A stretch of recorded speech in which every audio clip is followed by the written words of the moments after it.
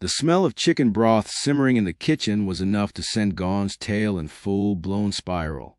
His eyes, wide and pleading, followed every movement with desperate precision, especially the part where the carrots hit the pot.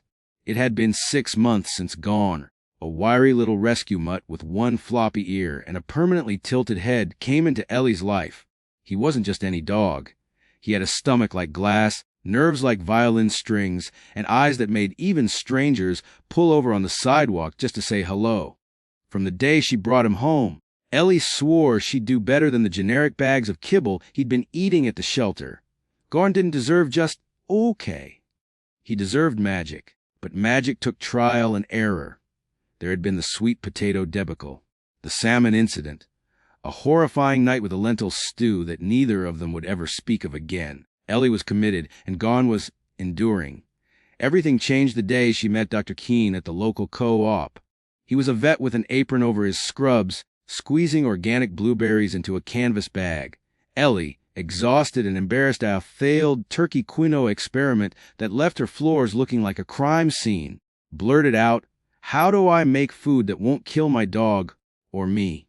Dr. Keen had smiled like someone who'd heard it all. "You're cooking for your dog."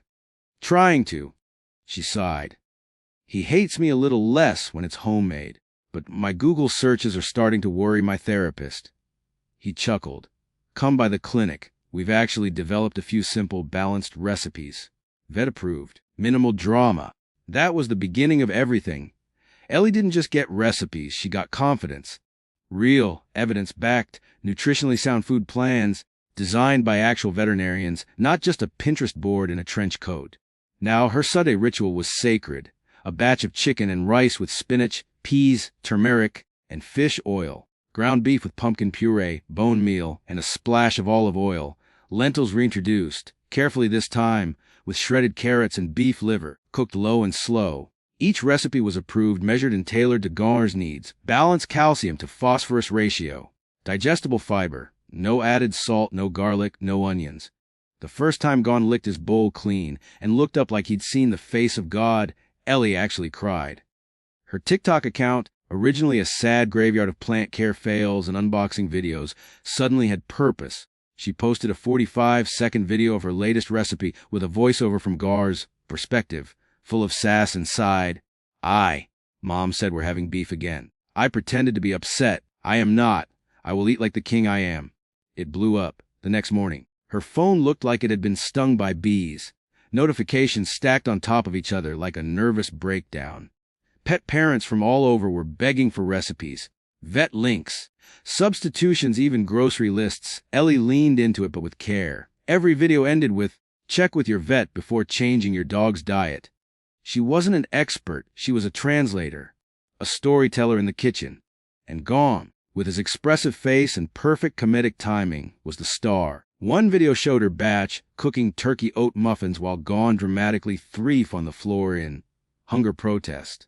Another featured her sneaking in kale while pretending it was a special crunchy leaf from the mountains of Woof. Her do it with a dog nutritionist, breaking down why flaxseed is okay but numbment is a hard no. Hit 3 million views in 4 days. By the end of the month, Gon's vet-approved kitchen was trending across platforms. Her DMs were full of requests for collaborations, brand partnerships, even a children's book deal titled Goner Gets a Snack. But the viral fame didn't change the core of it. Every recipe still came from her small kitchen, still got scribbled on index cards, still passed the Goner test. If he wagged before the bowl hit the ground, it stayed. Ellie began offering a downloadable PDF of 5 starter recipes, all signed off by Dr. Keen's clinic. It wasn't a money grab, she made it pay what you want, with all proceeds going to local shelters. The kicker: one of those shelters was the one Gon had come from, where a framed photo of him in a tiny chef's hat now lived on the front desk. Her most viral moment, though, came quietly. It was a video she almost didn't post. Just her, no filters, holding Goner in one arm, stirring a pot with the other. She looked tired. Soft jazz played in the background. The caption read, "I used to think loving my dog meant buying the most expensive kibble on the shelf. Now I know. It just means showing up. Every meal, every belly rub, every weird veggie experiment. Homemade or not, make it with love. That's what they taste the most. The video was 6 minutes, long for TikTok, and yet millions watched it to the end. Some cried. Some commented, "I needed this more than I knew." A few shared stories of dogs they'd lost, or just adopted, or were learning to understand. Suddenly, it wasn't just about food. It was about presence, about choosing to care harder, about the quiet power of doing something with your hands that tells a creature who can't speak you matter. And Gomer.